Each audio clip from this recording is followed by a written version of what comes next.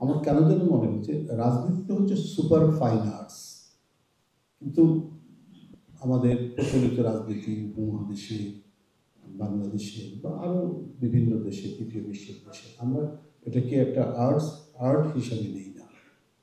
আমরা এটাকে ভিন্নভাবে এটার ব্যবহার করছি বলেই রাজনীতির যে স্বাভাবিক গতি প্রকৃতি এবং এর যে সৌন্দর্য, সেটা স্বাদ আমরা গ্রহণ করতে পারি না বা মানুষ গ্রহণ করতে পারে না।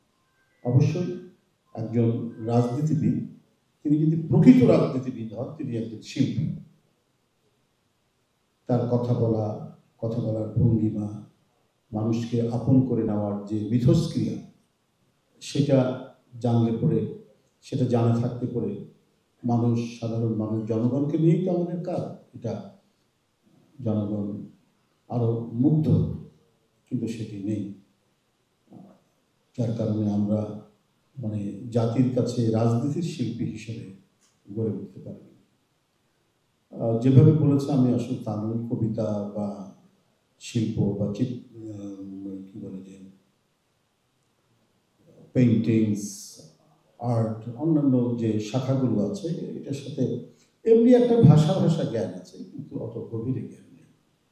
এস এম সুলতান সাহেব সম্পর্কে আমরা বিভিন্ন পত্র পত্রিকায় যা পড়েছি বা তার সাথে ঘনিষ্ঠ যারা ছিলেন তাদের কাছ থেকে যা জেনেছি, সেটা আমার কাছে মনে হচ্ছে যে একেবারেই মৃত্তিকা ঘনিষ্ঠ একজন শিল্পী। তার বিশাল একটা কর্মময় জগৎ তিনি অতিক্রম করেছেন। আমরা একটা গবেষণালব্ধ প্রবন্ধ সঞ্জয় রিপনের আমরা যেটা শুনলাম, সেখান থেকেও জেনেছি। আমরাও বিভিন্ন সময় টুকটাক বিভিন্ন পত্র পত্রিকা বা বই করে ওনার সম্পর্কে যা জেনেছি, তাতে মনে হচ্ছে বিশেষ করে করাচি অথবা পাকিস্তানের কোথাও তার একটা আর্ট এক্সিবিশন ওপেন করেছেন শাহিদ সরওয়ার্দী, কিছুটা উল্লেখ করেছে এখানে সঞ্জয় দে। সেটা ওপেন করেছেন তিনি তখন পাকিস্তান পাবলিক সার্ভিস কমিশনের চেয়ারম্যান বা এই কিছু, যতটুকু আমার মনে পড়ে।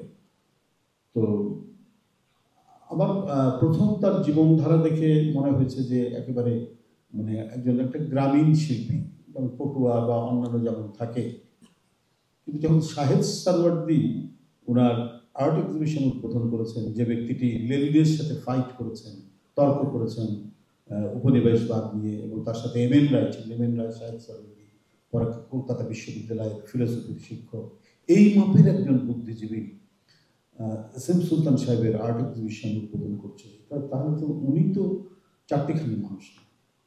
এরপরে দেখেছি তার ইউরোপ এবং অন্যান্য দেশে তার আর্ট এক্সিবিশন, চিত্রকলার যে প্রদর্শনী হয়েছে, সব কিছু মিলিয়ে যত যাচ্ছে, যত তাকে খনন করছে তার সত্তা, ততই মনে হচ্ছে এক অসাধারণ এক শিল্পী, যেটা বাংলাদেশে খুব একটা চর্চিত নন, খুব একটা বেশি।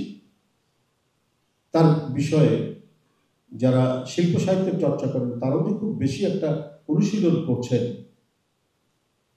তেমন নয়। জবনিকার অপর প্রান্তেই তিনি বেশি থাকছেন বলে আমার কাছে মনে হচ্ছে।